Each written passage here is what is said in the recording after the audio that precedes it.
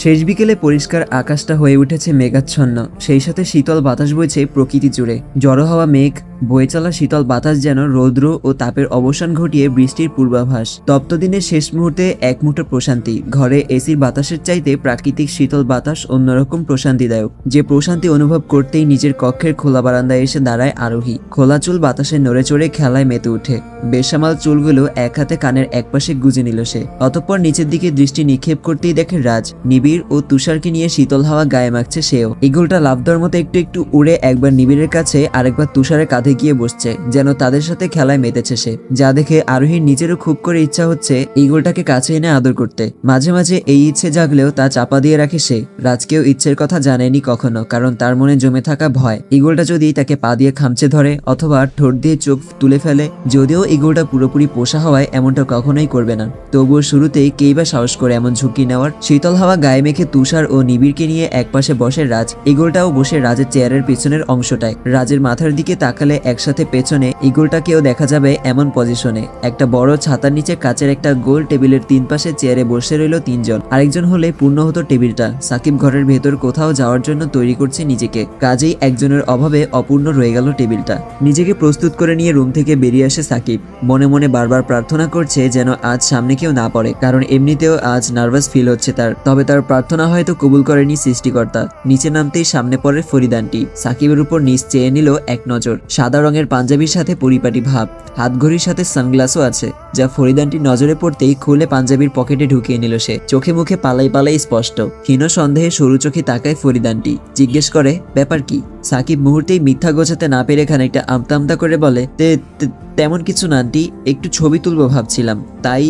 Farid aunty তাকে থামিয়ে দিয়ে বলে, আমাকে এতটাই বোকা মনে হয়? চুলগুলো এমনি এমনি পাকেনি, এই সন্ধ্যাবেলায় ছবি আর মুখে আমতা আমতা ভাব, সত্য কাহিনীটা কি? এর মাঝেই সেখানে উপস্থিত হয় আরোহী। হালকা জিভ কেটে লজ্জায় চোখ বুজে নিল সাকিব। যেখানেই বাঘের ভয় সেখানেই সন্ধ্যা হয়। আজ মান সম্মান একটু অবশিষ্ট থাকবে না, কারণ এদের সবার দৃষ্টিতে সাকিব কতটা ভালো ছেলে ছিল। ইস!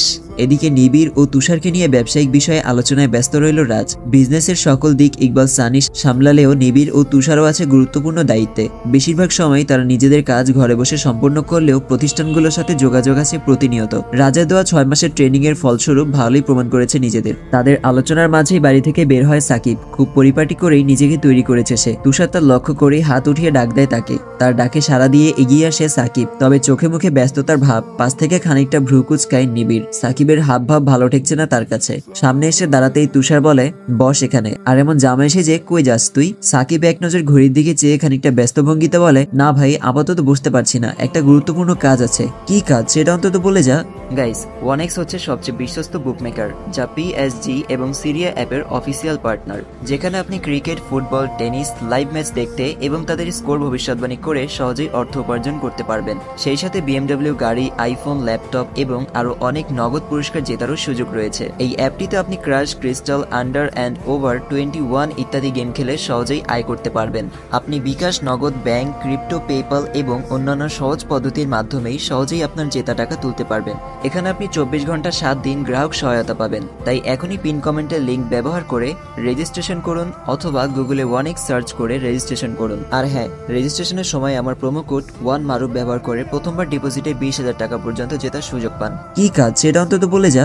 এসেই পরে জানাবো সবটা, আপাতত দোয়া করিস যেন মিশন সাকসেস হয়। বলেই যাওয়ার জন্য প্রস্তুত হয় সাকিব। রাজ ও নিবিড়ের দিকে চেয়ে বলে, ভাই আসছি, পরে কথা হবে। বিপরীতে হালকা মাথা নাড়ে রাজ, পা বাড়ায় সাকিব। নিবিড় পেছন থেকে ডেকে বলে, ভাই সুখবর থাকলে ফেরার সময় মিষ্টি নিয়ে এসো। পেছনে ফিরে হালকা হাসে সাকিব। নিবিড়ও হালকা হেসে বলে, এবার বুঝতে পেরেছি আসল কাহিনী। পাশ থেকে তুষার বলে, কি মেয়েজনই তো কেস, যা তুই এত বছরে পারিসনি, তা সে অল্প কিছু দিনেই করিয়ে দেখিয়েছে, আহাম্মক। এদিকে আয়নার সামনে দাঁড়িয়ে নিজেকে পরখ করে নেয় সৃজনী। লাল শাড়ি, কাচের লাল চুড়ি যেন অদ্ভুতভাবে তার সৌন্দর্যের সাথে মিশে যায়। সবাই নীলপরীর গল্প শোনে, অথচ লালপরীরও যে গল্প তৈরি হয় এটা কি তারা জানে? লালপরী ভাবতেই হালকা হেসে আয়না থেকে দৃষ্টি সরিয়ে নেয় সৃজনী। আজ কেন জানি নার্ভাস ফিল হচ্ছে খুব। বুকের ভেতরটা হালকা ধুকধুক করছে তার, যা হয়তো কিছুক্ষণ পর ক্রমশ বাড়তেই থাকবে। জীবনের এই অদ্ভুত অনুভূতিটা যেন সম্পূর্ণই অন্যরকম। এর মাঝেই ফোন বেজে উঠে তার। দেখে সাকিবের কল। একটা লম্বা শ্বাস টেনে বলে, হ্যালো, বের হয়েছো? হ্যাঁ, বের হচ্ছি, কিন্তু আকাশে মেঘ জমেছে, বৃষ্টি আসবে মনে হয়। সাকিব বলল, তুমি ভাগ্যবতী। তাই? সৃজনী বলল, কিভাবে? এমন দিনে প্রিয় মানুষের সাথে বৃষ্টিতে ভেজার সৌভাগ্যটা কজনেরই হয় বলো? হালকা হাসলো সৃজনী। ওপাশ থেকে সাকিব ফের বলে, আজ আমি খুব নার্ভাস। সৃজনী নিজেও নার্ভাস, তবে স্বাভাবিক থেকে বলে, সব অনুভূতি প্রকাশ করে ফেললে আর মজা থাকে না, জানেন না? সাকিব বলল, না তো, কারণ এবারই এমন অনুভূতির সাথে প্রথম সাক্ষাৎ, কিন্তু আমি অনুভূতি প্রকাশ করতে পারছি দেখেই বরং অবাক হচ্ছি। আমি কি এত সাহসী? এটা কি সত্যিই আমি ভয় পাচ্ছি? পরিস্থিতির মুখোমুখি না হয়ে যদি পালিয়ে যাই? সৃজনী পুনরায় স্বাভাবিক স্বরে বলে, প্রকৃত পুরুষরা প্রিয় মানুষের চোখের দিকে চেয়ে কথা বলে, আর কাপুরুষ ও মিথ্যাবাদীরাই কেবল পালিয়ে বেড়ায়। আমার মানুষটা কি নিজেকে কাপুরুষ হিসেবে প্রমাণ করবে? একদম না, বলেই হালকা হাসে সাকিব। অতঃপর রসিকতা ছেড়ে স্বাভাবিক হয়ে বলে, আচ্ছা আমি বের হলাম। সৃজনী বলল, আমিও, সাবধানে আসবেন। সাকিব বলল, হ্যাঁ তুমিও। সন্ধ্যা ঘনিয়ে এলো। রুশান 15 জনের একটা ফোর্স নিয়ে পৌঁছে যায় জাহাঙ্গীর আলমের দেওয়া তথ্যের উপর ভিত্তি করে। এসব কাজ বেশিরভাগ ক্ষেত্রে রাতের বেলাতেই হয়ে থাকে, তবে রাতের বেলায় সব জায়গায় পুলিশ ছড়িয়ে থাকায় বিদ্যুৎ সতর্কতার স্বরূপ সন্ধ্যার সময়টাকেই বেছে নিয়েছে। তাছাড়া এটা বড় ও গুরুত্বপূর্ণ চালান হওয়ায় বিদ্যুৎ নিজেই এটা পরিচালনা করবে, কাজেই আজকের মিশন অনেকটাই ভয়ঙ্কর ও গুরুত্বপূর্ণ হতে চলেছে। এমন তথ্য দিয়েই রুশানকে অভিযানের নির্দেশ দেয় জাহাঙ্গীর আলম। বিদ্যুৎ এমনিতেও একজন চতুর ব্যক্তি, তাই ডিআইজির দেওয়া তথ্য নিয়ে খুব একটা ডাউট ফিল হয়নি রুশানের। তবে ঘরের মানুষ যে আজ তার জন্য কত ভয়ঙ্কর একটা ফাঁদ প্রস্তুত করেছে তা কল্পনাতেও নেই রুশানের। এদিকে সকল প্রস্তুতি সম্পর্কে অবগত থেকে সন্ধ্যার পূর্ববর্তী সময় নিজের গোপন আস্তানায় পা রাখে বিদ্যুৎ। দুজন সুঠামদেহী মানুষ হাত টেনে সদর দরজাটা খুলে দিতেই ভেতরের দিকে পা বাড়ায় সে। মুহূর্তেই ভেতরে 2 লাইনে সারিবদ্ধভাবে দাঁড়িয়ে থাকা তার লোকগুলো সম্মানসূচক এক হাঁটু ভাঁজ করে বসে পড়ে। নিশ্চুপ হয়ে নিচের দিকে চেয়ে রইল তারা। ডিম লাইটে পুরো ঘর জুড়ে আবছা আলো বিরাজ করছে। ধীর পায়ে বিদ্যুৎ হেঁটে যায় হাঁটু গেড়ে বসে থাকা 2 সারি লোকের মাঝ দিয়ে। নিজের নির্দিষ্ট জায়গায় এসেই তাদের দিকে ফিরে তাকায় বিদ্যুৎ। হাত দিয়ে উঠে দাঁড়ানোর ইশারা করতেই একসাথে উঠে দাঁড়ায় সকলে। বিদ্যুতের পাশে এসে দাঁড়ায় একটা ছেলে। বিদ্যুৎ খানিকটা শান্ত গলায় জিজ্ঞেস করে, গুপ্তচর থেকে খবর এসেছে? ছেলেটা মাথা নাড়িয়ে জবাব দেয়, হ্যাঁ বস। সে জানিয়েছে রুশান কিছুক্ষণ আগেই আমাদের পাতা ফাঁদের উদ্দেশ্যে বেরিয়েছে। সামনের টেবিল থেকে একটা অস্ত্র হাতে তুলে নেয় বিদ্যুৎ। মৃদু হেসে বলে, দারুণ, তুমি কি জানো রাজার শক্তির উৎস কোথায়? ছেলেটা কৌতূহলী দৃষ্টিতে বিদ্যুতের দিকে তাকালো। বিদ্যুৎ অস্ত্রে হাত বুলিয়ে তা একপাশে রাখে। একটা ছোট ধারালো ছুরি হাতে নিয়ে বলে, তার অনেক ক্ষমতা থাকলেও বন্ধুরাই তার প্রধান শক্তির উৎস। তাই এবার থেকে আমি তার বন্ধুদের এক এক করে সরিয়ে দিব। রাজকে সম্পূর্ণ একা করে ছাড়বো আমি। দিন শেষে যেদিকেই তাকাবে কেউ নেই, সে একা। এখন আমাদের প্রথম শিকার রুশান। বলেই রুশানের ছবির উপর ছুরিটা সজোরে গেঁথে দিল বিদ্যুৎ। অতঃপর বাকি লোকদের দিয়ে চেয়ে চিৎকার করে বলে উঠে, সকলে একটা কথা মাথায় সেট করে নাও, চূড়ান্ত সময় আমাদের পিছু হাঁটার কোনো সুযোগ নেই। এখন থেকে রাজের জন্য শান্তির ঘুম হারাম, কারণ আমরা জেগে আছি। বলেই অস্ত্র হাতে তুলে নেয় বিদ্যুৎ। অতঃপর 2 সারির মাঝ দিয়ে দ্রুত পায়ে বাইরের দিকে অগ্রসর হয় সে। তার লোকগুলো গলায় পেঁচানো পাতলা কালো কাপড় টেনে নাকের উপর অব্দি ঢেকে নিল।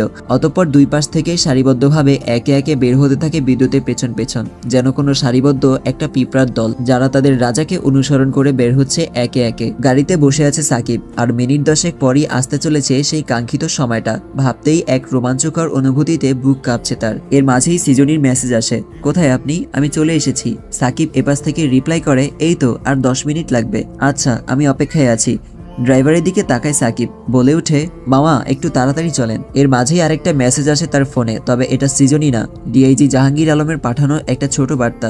বিদ্যুতের উপর বিশ্বাস নেই আমার। রুশান হয়তো কঠিন পরিস্থিতির সম্মুখীন হতে পারে, দ্রুত তার কাছে যাও। আমি এখান থেকে আরো একটা ফোর্স পাঠাচ্ছি। আচমকাই সাকিব বলে উঠে, মামা গাড়ি থামাও। থামে গাড়ি। কিছুটা সময় স্থির রইল সাকিব, কি করবে ভেবে পাচ্ছে না কিছুতেই। একদিকে সৃজনী অপেক্ষায় আছে, অন্যদিকে রুশান। এমনটা হওয়া কি খুব বেশি প্রয়োজন ছিল? নীরবতায় কিছুটা সময় পার হতেই ড্রাইভার বলে, মামা যাবেন না? কোনো উত্তর দেয়নি সাকিব। নিশ্চুপ নেমে যায় গাড়ি থেকে। ভাড়া মিটিয়ে পা বাড়ায় রাস্তার পাশ ধরে। জাহাঙ্গীর আলম তার জন্য একটা গাড়ি পাঠিয়েছে। দ্রুত তা খুঁজে বের করেই রওনা দেয় সাকিব। মিনিট 10 পার হতেই সৃজনী ফের মেসেজ দেয়, কোথায় আপনি? একটা শ্বাস ছেড়ে চোখ বুজে নিল সাকিব। অতঃপর ইচ্ছের বিরুদ্ধে মেসেজ টাইপ করে, একটা ছোট্ট ঝামেলায় আটকে গেছি, তোমাকে অপেক্ষা করানোর জন্য সরি। প্লিজ রাগ করো না, কিছুক্ষণ অপেক্ষা করো, আমি আসবো, শীঘ্রই আসবো। ঝড়ো হাওয়ার অবসান ঘটে বৃষ্টি নেমে এলো প্রকৃতির বুকে। এর মাঝেই পরপর 2টা গাড়ি আটক করে রুশান। লোকগুলো সংঘর্ষে লিপ্ত হলে আত্মরক্ষার জন্য তাদেরকে হত্যা করতে বাধ্য হয় রুশান। তবে অবাক করার বিষয় হলো, তথ্য অনুযায়ী বিদ্যুৎ নেই, আর এখানে লোক সংখ্যাও শুধুমাত্র 5 জন। পুলিশ সদস্যগুলো এসে জড়ো হয়ে দাঁড়ায় রুশানের পাশে। জানায় গাড়ির ভেতরে তেমন কিছুই নেই। কিছু একটা ভেবে রুশান আচমকায় বলে উঠে, এটা ফাঁদ, নিজেদেরকে রক্ষা করো সকলে। মুহূর্তেই উত্তেজনা ছড়িয়ে পড়ে সবার মাঝে, তবে নিজেদের সেভ করার সময় পায়নি তারা। একসাথে শুট করা হয় 15 জনকে। 10 জন গুরুতর আঘাতে লুটিয়ে পড়লেও বাকি 5 জন সংঘর্ষে লিপ্ত হয় তাদের সাথে। কিছু সময়ের মাঝেই মৃত্যু হয় তাদেরও। একা হয়ে পড়ে রুশান। এর মাঝেই সামনে বেরিয়ে আসে বিদ্যুৎ। বৃষ্টি ফোঁটা হাতের অস্ত্র চুইয়ে আশ্রে পড়ছে মাটিতে। মুখে হাসি ধরে রেখে বলে, তুমি কি আমাকে খুঁজছিলে রুশান?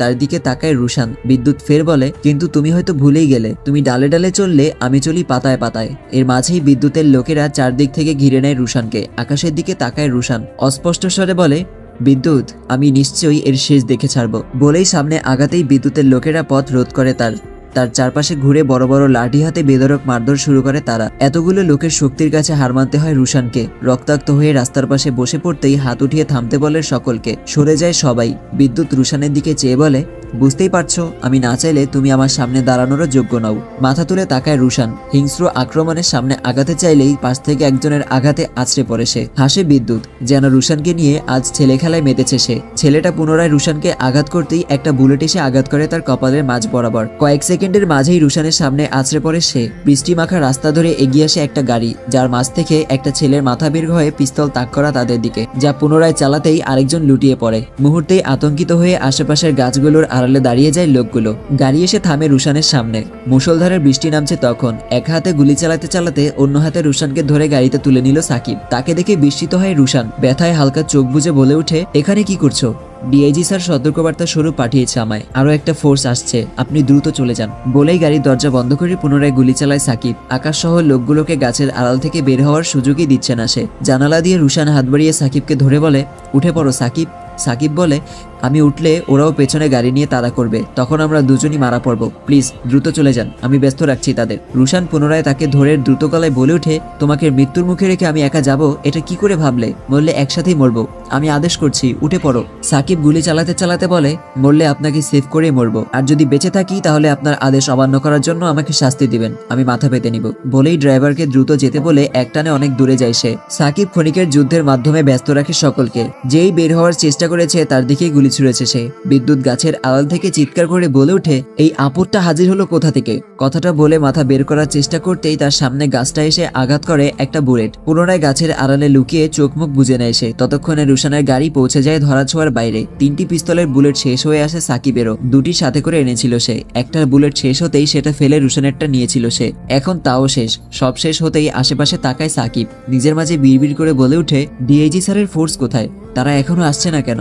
সাকিবের দৌড়ের সমাপ্তি বুঝতে পেরেই গাছের আড়াল থেকে বেরিয়ে আসে বিদ্যুৎ ও তার লোকেরা। মুহূর্তেই সাকিবকে ঘিরে নেয় সকলে। বিদ্যুৎ তবে হত্যা করতে নিষেধ করায় থেমে যায় তারা। সবাই বৃত্তাকারে ঘিরে আছে সাকিবকে। তার সামনে এসে বিদ্যুৎ গম্ভীর স্বরে বলে, ভালোই দেখিয়েছো সাকিব, তুমি আগেও আমাকে অবাক করেছিলে, কিন্তু আমার বিরুদ্ধে দাঁড়ানো উচিত হয়নি তোমার, কারণ আমি ইফতেখার নই যার সামনে তুমি নিজের বীরত্ব প্রমাণ করেছিলে। আমি বিদ্যুৎ। এখন আমার সামনে বীরত্ব দেখানোর সিদ্ধান্তটাই তোমার জীবনের সবচেয়ে বড় ভুল হতে চলেছে। বলেই কয়েক পা এগিয়ে সাকিবের বুকে লাথি বসায় বিদ্যুৎ। এদিকে সন্ধ্যার পর অবধি অপেক্ষা করে অনেকটাই বিরক্ত হয়ে উঠে সৃজনী। তবুও নিজের মনকে শীতল করতে বৃষ্টিতে দাঁড়িয়ে চোখ বুজে 2 হাত মেলে দাঁড়ায় সে।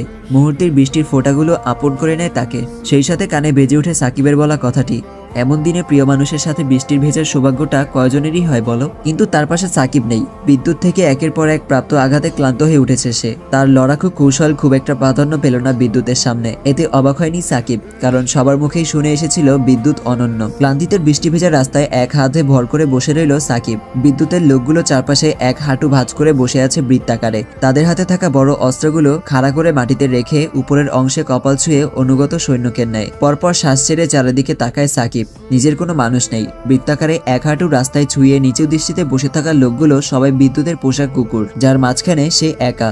এদিকে সাথে করে নিয়ে আসা একগুচ্ছ গোলাপ রাস্তায় রেখে দেয় সৃজনী, যার সহজ অর্থ ভালোবাসার প্রতীক ত্যাগ করা। বৃষ্টি ফোঁটা আছড়ে পড়ছে ফুলগুলোতে। হেঁটে চলে যাচ্ছে সৃজনী। চোখে জল মিশে যাচ্ছে বৃষ্টির ফোঁটার সাথে। সেই সাথে যেন তার মন আজ আর্তনাদ করে বলছে, আমার মানুষটাকে আমি পুরুষ ভেবেছিলাম, দিন শেষে সেও কাপুরুষ ও বিশ্বাসঘাতকতার পরিচয় দিল।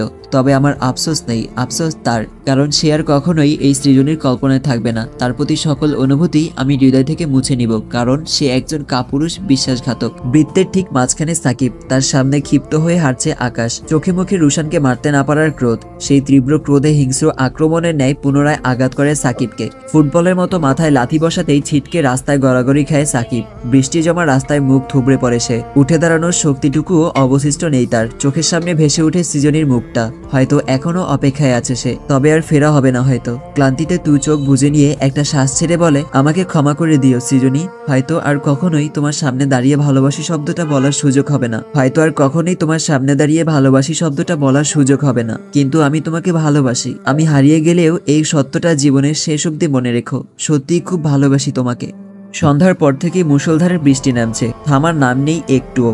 সেই সাথে মাঝে মাঝে চমকানো বিদ্যুতে আলোকিত হয়ে উঠেছে চারপাশ। একজন মানুষের সরল মনে ভয় ধরিয়ে দেওয়ার মতো এই বিজলি, যার ফলে বৃষ্টিতে ভেজার ইচ্ছা জাগলেও তা নিজের মাঝেই চেপে রাখলো আরোহী। আজ হুট করেই অবনীর কথা মনে হচ্ছে খুব। এমন কত বৃষ্টিতে ভিজতে গিয়ে দুজনই ইনায়া তালুকদারের কাছে বকা খেয়েছিল তার কোনো হিসেব নেই। তবুও নির্লজ্জের মতো বৃষ্টি দেখলেই অবনী এসে টেনে ছাদে নিয়ে যেত তাকে, যা এখন কেবলই স্মৃতিমাত্র। শুধুমাত্র বিশ্বাসঘাতকতা নামক একটা শব্দেই নষ্ট হয়ে যায় তাদের সুন্দর সম্পর্কটা। ভাবতেই একটা দীর্ঘশ্বাস ছাড়ে আরোহী। বিষণ্ণতা কাটাতে হাত বাড়িয়ে বৃষ্টিকে ছুঁয়ে দেয় সে। বৃষ্টির ফোঁটাগুলো সূচের ন্যায় আছড়ে পড়ছে হাতে, পরক্ষণেই হাত চুইয়ে নিচের দিকে পড়ছে সেই জল। এর মাঝেই রাজের উপস্থিতি টের পেয়ে সোজা হয়ে দাঁড়ায় আরোহী। বৃষ্টি ফোঁটা ছোঁয়ার সমাপ্তি টেনে দুহাত একত্রিত করে নিল সে। তারা এমন ভাব দেখে মৃদু হাসে রাজ। হালকা দমকা হাওয়ায় বৃষ্টির ফোঁটা এসে আছড়ে পড়ে তাদের মুখে। দুজনই চোখ বুজে নিল একসাথে। আবার স্বাভাবিক হতেই চোখ মেলে তাকায় দুজন। টি শার্টের হাতের অংশটুকু হালকা উপরে তুলে বৃষ্টির ফোঁটায় হাত বাড়ায় রাজ, যা দেখে সংকোচ কাটে আরোহীর। বৃষ্টি ছুঁতে সেও হাত বাড়ায় রাজের সাথে। যদিও এসবে অভ্যস্ত নয় রাজ, তবুও আরোহীর সংকোচ কাটাতেই এমনটা করেছে সে। কারণ একজন মানুষ কোনো ক্ষুদ্র জিনিসেও যদি সুখ খুঁজে পায়, তাহলে অবশ্যই তার সাথে সেই ক্ষুদ্র সুখটা ভাগাভাগি করে নেওয়া উচিত। দুনিয়ার সকল কিছু ভাগাভাগিতে কমে গেলেও সুখই একমাত্র কিছু, যা ভাগাভাগিতে ক্রমশ বাড়তেই থাকে। আজকের জন্য তোমার একটা নাম দেই। রাজের স্বাভাবিক প্রশ্নে আরোহী তার দিকে চেয়ে বলে, শুধু আজকের জন্য? আচ্ছা দিতে পারেন, দেখি কেমন নাম। নামটা কমন, তবে তোমার ভালো লাগলেও ক্ষণিকের জন্য, আবার খারাপ লাগলেও তা মাত্রই ক্ষণিকের। কি নাম? বৃষ্টিকন্যা। আরোহীর বর্তমান অনুভূতির সাথে নামটা মানানসই, যা এক মুহূর্তের জন্য আরোহীর কাছেও ভালো লাগা তৈরি করে। তবে ভিন্ন কৌতূহলে ভ্রুকুচকে রাজের দিকে চেয়ে বলে উঠে, তাহলে কি আগের নামটা বাদ পড়ে যাবে? আরোহীর কথা শেষ হতেই রাজ বলে উঠে, অবশ্যই না। আমি আগেই বলেছি এই নামটা শুধুমাত্র ক্ষণিকের জন্য। যখন বৃষ্টি হবে আর তুমি বৃষ্টি খেলায় মেতে উঠবে, শুধুমাত্র তখনই এই নাম প্রাধান্য পাবে। বলেই আরোহীর দিকে তাকায় রাজ। বাকি কথাটা বলার আগেই হাত বাড়িয়ে আরোহীর নাকটা টেনে দিতে ইচ্ছা হলেও নিজেকে সংযত রাখে সে। হালকা হেসে বলে, তুমি আমার কাছে সারা জীবনে সেই বাচ্চা মেয়ে হয়েই থাকবে। এমনকি কয়েক বাচ্চার মা হয়ে গেলেও তোমাকে আমি বাচ্চা মেয়ে বলেই ডাকবো। মনে রেখো, এই নাম থেকে তোমার পরিত্রাণ নেই। না চাইতেও হেসে উঠে আরোহী। দৃষ্টি সরিয়ে তাকায় প্রকৃতির দিকে। বৃষ্টি কিছুটা কমে এসেছে আগের তুলনায়। পাশ থেকে তার দিকে তাকায় রাজ। ফুলের পাপড়িতে যেমন ফোঁটা ফোঁটা পানি জমে তার সৌন্দর্য বাড়িয়ে দেয়, তেমনি হালকা বৃষ্টি ফোঁটা মিশে থাকা এই সুন্দর মুখটা কতটা মায়াবী দেখাচ্ছে আজ। একদম বুক চিনচিন করে ওঠার মতোই। এই অদ্ভুত অনুভূতি থেকে রক্ষা পায়নি রাজও, তবুও গোপন রাখে তা। আরোহীর দিকে দৃষ্টি স্থির রেখে বলে, একটা সত্য কি জানো? তাকায় আরোহী, যেন এই সত্যটা জানার জন্য পুরোপুরি আগ্রহ তার। রাজ দৃষ্টি রাখে সেই চোখে। তার স্বাভাবিক ভাবের মাঝে অন্যরকম অনুভূতির ছাপ ফুটিয়ে বলে, এই পথে পা বাড়ানোর পর থেকেই সবাই আমার জন্য বারবার আঘাত ও কষ্ট নিয়ে আসে, কিন্তু তুমি আমার জীবনের একমাত্র কেউ, যে আচমকাই অফুরন্ত ভালোবাসা নিয়ে এসেছিলে। রাত নামার সাথে থামলো বৃষ্টি, তবে মাঝে মাঝে গর্জে উঠেছে আকাশ। এদিকে সাকিবেরও ফেরার কোনো নাম নেই এখনো, এমনকি কোনো খোঁজও নেই তার। ভাবতেই তার নাম্বারে পরপর দুবার কল দেয় রাজ। ফোনটাও বন্ধ। রাস্তার ধারে জমে থাকা বৃষ্টির পানিতে ডুবে আছে তা। সেটা কে বা জানবে। এর মাঝেই ফোন হাতে রাজের কাছে ছুটে আসে নিবিড়। চোখে মুখে তীব্র অস্থিরতা তার। রাজ ভ্রুকুচকে তার দিকে তাকাতেই হাতের ফোনটা রাজের দিকে বাড়িয়ে দেয় নিবিড়। দেখে একটা লাইভ চলছে। একসাথে 15 জন পুলিশ সদস্যের লাশ উদ্ধার। তাদের প্রধান অ্যাডিশনাল ডিআইজি রুশান গুরুতর আহত হওয়ায় তাকে হসপিটালে ভর্তি করা হয়েছে। তবে এর মূল ঘটনা এখনো সাংবাদিকদের সামনে প্রকাশিত হয়নি। চারদিকে পুলিশ তদন্ত চালাচ্ছে এ নিয়ে। হয়তো শীঘ্রই সত্য ঘটনা সামনে আসতে চলেছে। খবরটা শুনেই যেন পুরোপুরিভাবে বিস্মিত হয় রাজ, কারণ রুশান তার সব বিষয়ে রাজকে অবগত করলেও এই অভিযানের বিষয়ে জানানো হয়নি রাজকে। নয়তো সতর্কতা স্বরূপ কোনো ব্যবস্থা নিত রাজ। তবে আপাতত এসব নিয়ে ভাবার সময় নয়। কাজেই নিবিড় ও তুষারকে নিয়ে বাড়ি থেকে বেরিয়ে যায় রাজ। প্রতিটি নিউজ চ্যানেলে একের পর এক আপডেট নিয়ে হাজির হচ্ছে। তবে রহস্য এমনভাবে ধামাচাপা দেওয়া হচ্ছে, সত্য প্রকাশ করতে সক্ষম হচ্ছে না কেউই। কিছুক্ষণ আগে আকাশকে কল দিয়েছিল ডিআইজি জাহাঙ্গীর আলম। জানায় তিনি অনুসন্ধানী দল পাঠাচ্ছে। আকাশ যেন শীঘ্রই সব প্রমাণ মুছে দিয়ে স্থান ত্যাগ করে। খবর পেয়েই আহত সাকিবকে গাড়িতে তুলে নেয় আকাশ। সেখানে থাকা সকল প্রমাণ মুছে দিয়ে নিজের নিহত হওয়ার লোকদেরও সাথে করে নিয়ে যায় সে। প্রমাণ ছেড়ে যায়নি কোথাও। অতঃপর জাহাঙ্গীর আলমকে এ ব্যাপারে অবগত করতেই নিজের স্পেশাল ফোর্স প্রেরণ করে জাহাঙ্গীর আলম, যা ছিল এক প্রকার শাক দিয়ে মাছ ঢাকার মতোই। রাত তখন 9টা। আকাশের জরুরি তলবে ঝুঁকি নিয়ে হলেও আকাশের সাথে ইমার্জেন্সি দেখা করতে বাধ্য হয় জাহাঙ্গীর আলম। সকল সতর্কতা নিয়েই গোপন জায়গায় মিলিত হয় দুজন। তবে আকাশকে দেখে স্বাভাবিক মনে হচ্ছে না আজ। তীব্র ক্রোধ মিশে আছে তার চেহারায়। সেই ক্রোধ ধরে রেখে গম্ভীর স্বরের প্রশ্ন ছুড়ে, সবটা প্ল্যান মতোই হয়েছিল, এর মাঝে সাকিবকে পাঠাতে গেলে কেন? আকাশের গম্ভীর প্রশ্নে জাহাঙ্গীর আলম খানিকটা ইতস্তবোধ করে বলে, বুঝতে পারিনি সে এমনটা করবে। তাকে ওখানে পাঠিয়েছিলাম যেন আপনি এক ঢিলে দুই পাখি শিকার করতে পারেন। মুহূর্তেই রাগ দ্বিগুণ হয়ে ওঠে আকাশের। নিজের বাম হাতটি মুঠো করে বুক বরাবর এনে সামনে পিছে নিয়ে অশ্লীল ভঙ্গি করে বলে, এক ঢিলে দুই পাখি তোর পেছন দিয়ে। বিপরীতে মাথা নিচু করে রইল জাহাঙ্গীর আলম। নিজেই যথেষ্ট ক্ষমতা থাকার সত্ত্বেও আকাশের সামনে কিছু বলার সাহস নেই তার, কারণ আকাশ ও বিপ্লবের কাছে তার হাত পা বাঁধা। একটি বাঘও যদি কখনো গলায় দাসত্বের শিকলে পড়ে নয়, তখন সেও বিড়ালে পরিণত হয়। ডিআইজি জাহাঙ্গীর আলম যেন তারই একটি জলজান্ত উদাহরণ। জাহাঙ্গীর আলমকে নিশ্চুপ দেখে পরপর কয়েকটা ভয়ঙ্কর শ্বাস ছেড়ে নিজেকে স্বাভাবিক করে নেয় আকাশ।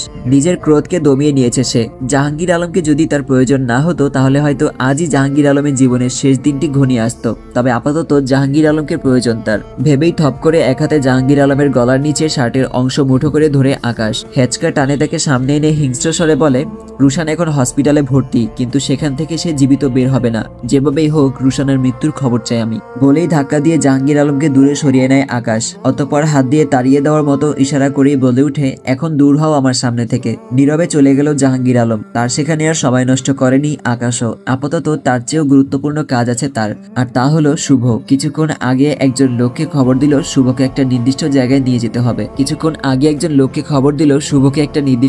নিয়ে যেতে, কারণ আজ একটা অন্যরকম রহস্য উন্মোচন হতে চলেছে। রাস্তার পাশে দাঁড়িয়েছিল শুভ, ফোন কানে তার। ওপাশে অবনী, কৌতূহলী প্রশ্ন তার, তাদের সাথে কোথায় যাচ্ছেন আপনি? জানি না, তবে চিন্তা করো না, ভয় পাওয়ার মতো কিছু না। নিজের মনকে শান্ত করতে পারছে না অবনী, তবুও শুভর উপর ভরসা রেখে বলে, আচ্ছা সাবধানে থাকবেন, আর কি হয় জানাবেন প্লিজ। তাদের কথা সমাপ্তি হতেই ফোন পকেটে ভরে নেয় শুভ।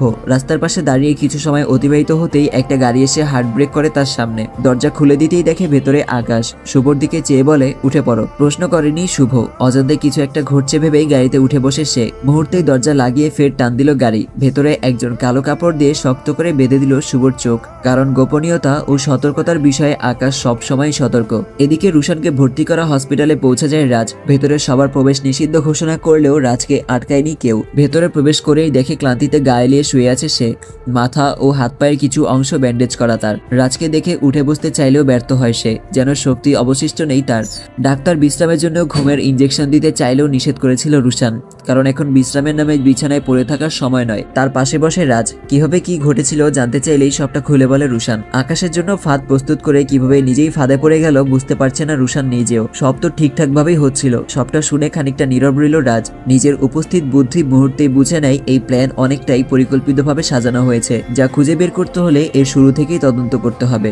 রাজের নীরবতার অবসান ঘটিয়ে রুশান বলে, আপাতত আমাকে নিয়ে ভাবতে হবে না, সাকিব কোথায় খুঁজে বের কর। যেহেতু পুলিশ সদস্যগুলোর সাথে সাকিবের লাশ পাওয়া যায়নি, তার মানে সে নিশ্চয়ই বেঁচে আছে। এখানে সাকিবের প্রসঙ্গ আসতেই পুরোপুরিভাবে বিস্মিত হয় রাজ। সে বিস্ময়ে ধরে রেখে বলে, সাকিব? রুশান হালকা ব্যথায় চোখ বুজে নিয়ে অতঃপর কিছুটা স্বাভাবিক হয়ে বলে, হ্যাঁ, আমি এখন অব্দি বেঁচে থাকার পেছনে ভূমিকাটা তারই। আমাকে বাঁচাতে নিজেকে তাদের মাঝে ছুড়ে ফেলেছিল সে। মুহূর্তেই দু চোখ বুজে নেয় রাজ। এজন্যই বোধ হয় সাকিবের কোনো খোঁজ নেই, কিন্তু সে তো বিকেলে অন্যরকম সাজে বাড়ি থেকে বের হয়েছিল। দুশ্চিন্তা জেঁকে বসে রাজের মাথায়। রুশানের সাথে নিবিড়কে হসপিটালে রেখে তুষারকে নিয়ে বেরিয়ে যায় সে। সেই সাথে হসপিটালে রুশানের নিরাপত্তার জন্য পুরোপুরি সতর্কতা অবলম্বন করে সে। তারা চলে যেতেই মেসেজ নোটিফিকেশন বেজে উঠে রুশানের ফোনে। রুশান দেখতে বললে নিবিড় হাতে নিয়ে দেখে রাইসার মেসেজ। সারাদিনে এ নিয়ে বেশ কয়েকটা মেসেজ দিয়েছে সে। রিপ্লাই না পেয়ে দিয়েছে কিছু মন খারাপের ইমোজিও। একটা শ্বাস ছাড়ে রুশান। ব্যথায় পুনরায় চোখ বুজে নেয় সে। অতঃপর চোখ মেলে নিবিড়কে বলে, রিপ্লাই দে, আমি ভালো আছি, তবে আপাতত ব্যস্ত থাকায় কথা বলা সম্ভব হচ্ছে না, ফ্রি হয়ে কল দিব।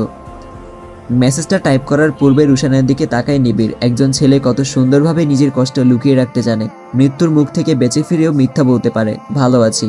তীব্র কষ্টগুলো লুকিয়ে রাখে যেন পরিবার দুশ্চিন্তা ও কষ্টের মাঝে সময় পার না করে। প্রিয় মানুষদের মুখে হাসি ফুটাতে নিজেকে উৎসর্গ করতে সর্বদা প্রস্তুত থাকে তারা। বিনিময়ে প্রিয় মানুষগুলো ভালো রাখতে পারাটাই একজন পুরুষের প্রকৃত সুখ। রাত তখন 10টা পার হয়ে এসেছে। পরিবেশ হয়ে আছে স্তব্ধ।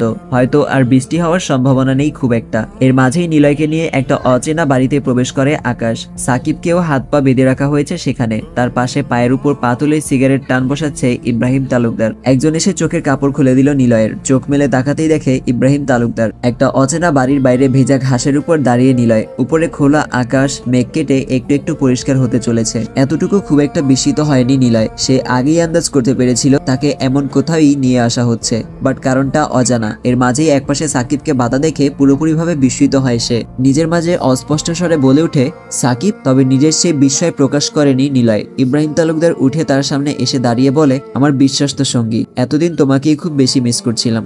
নিলয় কিছু বুঝে উঠতে না পেরে বলে, কি হচ্ছে? আমি কিছুই বুঝতে পারছি না। নিলয়ের কথায় ইব্রাহিম তালুকদার আঙুল সাকিবের দিকে তাক করে বলে, একটা মুরগি ধরেছি, এখন সবাই মিলে বারবিকিউ করে খাবো।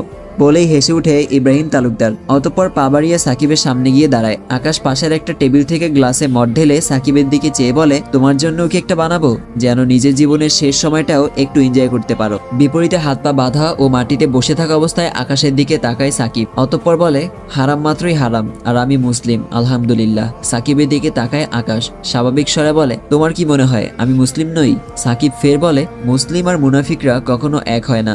মদের গ্লাসে চুমুক দিতে চেয়েও থেমে যায় আকাশ। কোনো এক অজানা কারণ থামিয়ে দেয় তাকে। সাকিব ফের বলে, কখনো কি ভেবে দেখেছো হাসরের ময়দানে সৃষ্টিকর্তার সামনে কোন মুখ নিয়ে দাঁড়াবে? বিপরীতে কোনো উত্তর করলো না আকাশ। হাতের গ্লাসটা পুনরায় রেখে দিল টেবিলে। কিছুক্ষণ স্থির থেকে একটা লম্বা শ্বাস ছাড়ে সে। চোখে মুখে মিশে আছে নীরবতা, যার অবসান ঘটিয়ে ইব্রাহিম তালুকদার বলে, অন্যকে ধর্মীয় জ্ঞান দেওয়া বন্ধ করে নিজের জীবন নিয়ে ভাবো, কারণ একটু পরেই তা হারাতে চলেছো তুমি। মাটিতে বসে তাদের দিকে তাকিয়ে রইল সাকিব। খানিকটা মায়া হয় আকাশের। পাশ থেকে বলে, মৃত্যুর পূর্বে তোমার কি কোনো শেষ ইচ্ছা আছে? কিছুটা নীরব থেকে সাকিব বলে, আছে, 2 রাকাত নামাজ পড়তে চাই। নিজের জীবনের সকল ভুলের জন্য সৃষ্টিকর্তার নিকট তওবা করার সময়টুকু চাই। নীরব রইল আকাশ। পাশ থেকে ইব্রাহিম তালুকদার চটে উঠে বলে, নাটক হচ্ছে নাকি এখানে? একজন সস্তা মানুষকে এতটা মূল্য দেওয়ার কি প্রয়োজন? আপদ যত দ্রুত বিদায় হয় ততই ভালো। বলেই টেবিলে রাখা একটা ছোট ছুরি হাতে তুলে নেয় ইব্রাহিম তালুকদার। পাশ থেকে আকাশ ধপ করে তার হাত ধরে ফেলে বলে, সে বেশি কিছু চাইনি। আপনি ছোটবেলা থেকে আমাকে অমানুষ হিসেবে বড় করেছেন, তবে আমার ধর্মের প্রতি আমার ঘৃণা থাকবে, আমি এতটাও অমানুষ নই। ছেলের কথায় থেমে যায় ইব্রাহিম তালুকদার। আকাশ এক পলক সাকিবের দিকে চেয়ে বলে, তোমাকে 10 মিনিট সময় দিলাম, সময় নষ্ট করবে না। এর মাঝেই যা করার তাড়াতাড়ি করো। বাঁধন খুলে দেওয়া হয় সাকিবের। অতঃপর তাকে নিয়ে যাওয়া হয় অজু করতে পারবে এমন একটা জায়গায়। অজু করায় ব্যস্ত হয় সাকিব। হাত ও মুখের কাটা অংশগুলো জ্বলে উঠেছে পানির ছোঁয়ায়, যা দাঁতে দাঁত চেপে সহ্য করে নিচ্ছে সাকিব। অতঃপর অজু করা শেষ হতেই নামাজে দাঁড়ায় সাকিব। দূর থেকে তার দিকে একদৃষ্টিতে চেয়ে রইল আকাশ। তার পাশে বিরক্তি নিয়ে বসে রইলেন ইব্রাহিম তালুকদার। 2 রাকাত নামাজ শেষ করে নীরবে বসে রইল সাকিব। এর মাঝেই ইব্রাহিম তালুকদারের কথা একজন এসে বলে, তাকে দেওয়া 10 মিনিট শেষ হয়ে আসছে। মুহূর্তেই উপরের দিকে তাকায় সাকিব। নিজের মাঝে বলে, ইয়া রব, তারা আমাকে তওবা করার সময়টুকুও দিল না, কিন্তু আমার মনের খবর নিশ্চয়ই আপনি জানেন। আপনি রহমান ও রহিম, আপনার সেই পবিত্র নামের উসিলায় আমাকে ক্ষমা করে দিন ইয়া রব। বলে একটা ভারী শ্বাস ছাড়ে সাকিব। দুজন তাকে নিতে আসলে মৃদু হেসে বুকে হাত রেখে উপর দিকে চেয়ে বলে, শহীদ হওয়ার আকাঙ্ক্ষায় আজ আমার হৃদয় জ্বলছে খুব।